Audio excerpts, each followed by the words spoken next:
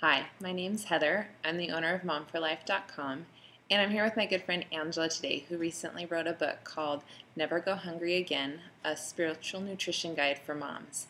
And I recently finished reading Angela's book, and I was just really encouraged by the content that she provided in helping me as a mom to see how God has uniquely purposed to minister to me, and that no matter what stage of motherhood I am at, there is a way for me to connect with Him. And she's been really practical at helping me to identify that and be encouraged in the stages of motherhood that I'm in.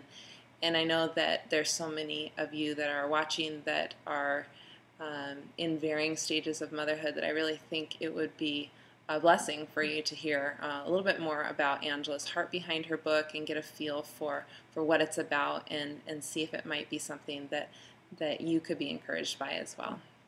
So Angela, can you tell us a little bit more about what initially encouraged you to write your book? Sure. I started writing this book when I had 4 little ones, 6.5 and under, and I was in that full deep season of just where you wake up in the morning and every day's the same, but it's not. It's the same. You're always doing diapers and blowing noses and laundry, but you can't really predict your schedule. Right. I try to get up early and spend time with God, and the kids would wake up early that day, or I'd try to stay up late and read my Bible, and I couldn't stay awake because I was so tired at the end of the day. Right.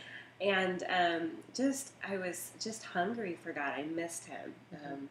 As a single person and before having kids, I could control my schedule and get up at a certain time and spend time with God and head to the gym and go to work and keep everything in perfect balance. Right. But having several little ones, I found that I never knew what each day would bring, and even with the best intentions, you still have the flu hit your house or a car that breaks down, and so you're providing taxi service for somebody or whatever it takes. And I felt like God was teaching me a new way. He started to teach me a new way to have time with Him and become less about the ritual and the time of day or the amount of time I had with Him or the checklist of making sure I read my Bible, used my prayer journal, and just all the different things I was used to doing. And he started to teach my heart more about relationship with Him and how He set it up for moms, not for relationship to be impossible, but the positive elements that He designed our hearts as women and the way our minds work, that we really can understand that relationship sometimes better than anyone, how to take advantage of that in the seasons that we're in and grow in our relationship with God.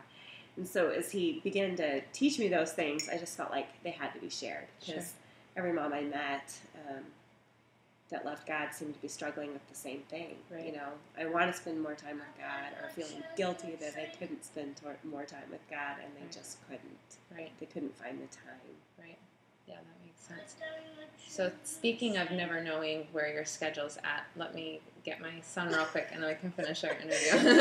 Sounds great. Okay. So how have you created your book in a unique way to address the different stages that moms go through? Sure. Well, the first several chapters of the book are pretty short, and they really speak to you discovering what season of life you're in. I kind of compare it to the fact that no matter how busy or chaotic our lives get, we don't skip eating. We always make sure we feed ourselves and especially feed our family. Even sometimes moms skip meals when we're busy, but the kids won't let us forget to feed them because they're hungry. And we just adjust how we feed them. We go through the drive-thru, we make PBJ for dinner instead of cooking, but we make sure people get fed. And so just the book is formatted so that a mom can figure out what season of life am I in right now? Am I in a season where I need people to bring me meals because I'm just home from the hospital? Or am I in a season where I'm stocking my pantry, doing once a month cooking, filling my freezer, and comparing those to spiritual ways we can spiritually take care of ourselves at those seasons of life. Whether it's reading 2 verses a day and really meditating on those, or whether it's being in an in-depth Bible study like Beth Moore, or something where you have time for lots of homework and can really dig in and really nurture yourselves and stock your spiritual pantry in a sense. So it's designed for, in the very beginning of the book, for mom to figure out what season of life she's in, and then the other chapters are geared to that particular season, so that there's specific resources and just ideas and thoughts about how you could seek God and build a relationship with Him in that part of your life, in that season of your life. Sure. Yeah. So, would you describe it as a devotional book, or how would you describe it? You know, I would say it's more of a how to spend time with God book, a how to build a relationship with God book. I mean, there's stuff in it that you could use as a devotional, especially if you're short on time and you're reading it, that probably might be your time with God that day. But it's more designed to figure out how you can use other devotionals and other Bible studies and make them work for you at whatever point you are in life. Sure. And I could tell in reading it that God has uniquely equipped you to write this book, because you have been in the different stages that you describe, and you've given personal examples of how difficult it was, or how encouraged you were, or whatever, and how God helped you see how you can still meet with Him no matter where you're at. Yeah. And that was really valuable. Yeah. For those who are interested in getting your book and digging in, what's the best way for them to do that?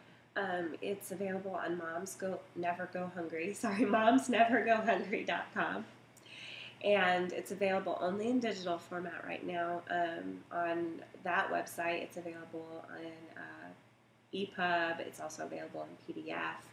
So you could print it yourself if you wanted to, or even just read it on a normal computer screen if you don't have an e-reader. It's also available on Amazon.com as the actual Kindle version. So the hope and the dream of getting it printed is still out there, but right now that's the way to get a hold of it. I just felt like God told me to get it out there how I could, while I was trying to figure out the publishing process and getting it done more traditionally. Sure. Well, I hope that people watching this today will have a good taste for what your book is about, and will be encouraged to act if they feel like they're kind of spiritually dry right now, but that they have that desire to dig in deep and just aren't sure how to do it, because I feel like God has given you those words of encouragement, and so I hope people will act on that. So thank you for sharing your heart. Thank you, Heather. Appreciate it.